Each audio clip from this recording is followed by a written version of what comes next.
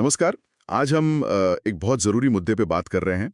समाज में जो यौन हिंसा है, रेप है, उससे लड़कियों को बचाने के लिए क्या-क्या कदम उठाए जा रहे हैं। हमारे पास कुछ सोर्सेज हैं, यौन हिंसा के विरुद्ध सुरक्षा उपाय नाम से। तो देखते हैं इनमें क्या मुख्य बातें हैं, क्या कोशिशें हो रही हैं। हाँ, और इन सोर्सेज में ना कई अलग-अलग लेवल पर काम होता दिख रहा है। मतलब कानून भी है, टेक्नोलॉजी भी, एजुकेशन, कम्युनिटी लेवल पर भी चीजें हो रही हैं। बिल्कुल। तो अच्छा, चलिए शुरू करते हैं। फिर कानूनी साइड से सोर्सेज बताते हैं कि सजाएं काफ़ी सख्त की जा रही हैं, उम्र कैद तक, और कुछ देशों में तो डेथ पेनल्टी भी। और मामलों को तेज़ी से निपटाने के लिए वो फास्ट ट्रैक कोर्ट्स भी सेटअप हो रहे हैं। हाँ, वो तो है। इसका मकसद तो दोहरा लगता है। एक तो एक कड़ा मैसेज देना कि भाई जीरो टॉलरेंस है, और दूसरा विक्टिम्स को थोड़ा जल्दी न्याय दिलाना। सही। पर यहाँ एक चीज सोचने वाली है। क्या सिर्फ सजा बढ़ा देना या केस जल्दी खत्म कर देना ही काफी है? मतलब न्याय की जो क्वालिटी है वो बनी रहे, ये भी तो उतना ही जरूरी है ना। हाँ, ये बात तो है। इस पे सोर्सेज में शायद ज़्यादा डिटेल ना हो। हाँ, ज्यादा नहीं है, पर सवाल तो रहता ही है। अच्छा, कानून के अलावा आपने कहा टेक्नोलॉजी, उसका भी रोल दिख रहा है। सरकार और एनजीओज वो कई सारे सेफ्टी एप्स ला रहे हैं। जी। जैसे वो रक्षा ऐप है, 112 इंडिया, बी सेफ करके भी है शायद। इनमें SOS button, GPS tracking, emergency contacts, ये सब चीजें हैं। और 24/7 हेल्पलाइंस भी हैं। बिल्कुल। ये एप्स जो हैं वो एक तरह से फौरन मदद का जरिया तो बन जाते हैं, खासकर शहरों में जहाँ नेटवर्क वगैरह ठीक हो। इमरजेंसी में इनसे सच में टाइम बच सकता है, मदद मिल सकती है। हम्म। लेकिन हाँ, इनकी पहुंच कितनी है ये भी देखना होगा। छोटे शहरों में, गांव में, हाँ, और क्या वो हर सिचुएशन में भरोसेमंद है? वही। तो टेक्नोलॉजी एक टूल है, मददगार है, पर अकेली काफी नहीं है शायद। में कॉलेजेस में, कम्युनिटीज में सहमति के बारे में बात हो रही है। कंसेंट यानी किसी भी सेक्सुअल एक्टिविटी के लिए साफ हाँ जरूरी है।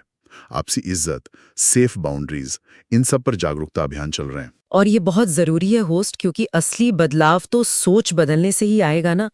वो बेल बजाओ और मैन एंगेज जैसे कैंपेन का भी जिक्र है सोर्सेज में, जो लड़कों को वायलेंस रोकने में पार्टनर बनाने की बात करते हैं। सहयोगी, हमलावर नहीं। हाँ बिल्कुल। जब अगली पीढ़ी इन वैल्यूज के साथ बड़ी होगी, तब शायद माहौल थोड़ा बदलेगा। इसी से जुड़ी बात है पुलिस के रवैये की। सोर्सेज में है कि पुलिस स्टेशनों में खास महिला हेल्प डेस्क बना रहे हैं और पुलिस वालों को ट्रेनिंग दी जा रही है कि ऐसे मामलों को थोड़ा सेंसिटिविटी से हैंडल करें। हाँ, उम्मीद तो यही है कि इससे जो सर्वाइवर्स हैं वो ज्यादा हिम्मत करके रिपोर्ट फाइल कर पाएंगी। अगर पुलिस का रवैया थोड़ा सपोर्टिव लगे तो जाहिर है सिस्टम पर भरोसा बढ़ेगा।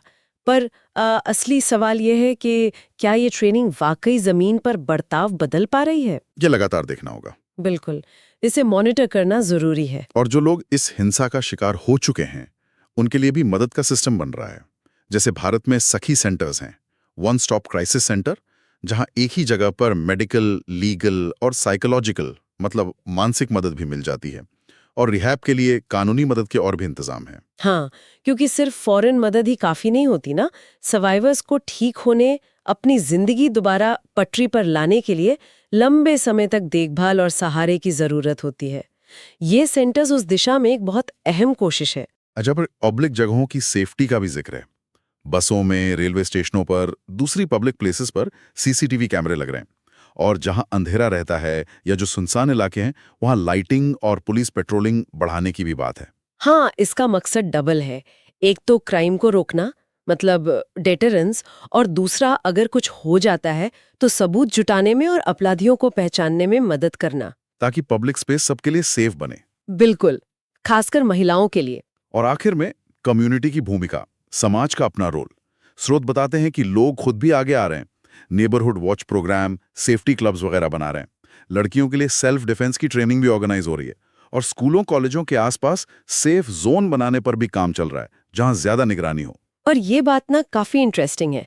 जब कम्युनिटी मतलब आस पड़ोस के लोग, समाज खुद जिम्मेदारी लेता है, तो वो सेफ्टी का एहसास बढ़ जाता है। हाँ, सही है। ये दिखाता है कि सुरक्षा सिर्फ कानून या पुलिस या तकनीक का ही मामला नहीं है। ये सबकी मिलीजुली कोशिश है। जहाँ लोग ज्यादा अवेयर और एक्टिव होते हैं, वहाँ औरतें ज्यादा कॉन्फिडेंट महसूस करती हैं। तो कुल मिलाकर देखें तो ये स्रोत ये दिखा रहे हैं कि यौन हिंसा के खिलाफ जो लड़ाई है, वो कई मोर्चों पर एक साथ लड़ी जा रही है। कानून, तकनीक, शिक्षा, police reform, survivor support, surveillance और कम्युनिटी इन्वॉल्वमेंट, सब मिलकर एक तरह का मल्टी लेयर्ड सुरक्षा कवच बनाने की कोशिश कर रहे हैं। हाँ, बिल्कुल। और इन सारी कोशिशों को देखते हुए ना एक सवाल या एक विचार मन में आता है जिस पर शायद और सोचने की जरूरत है।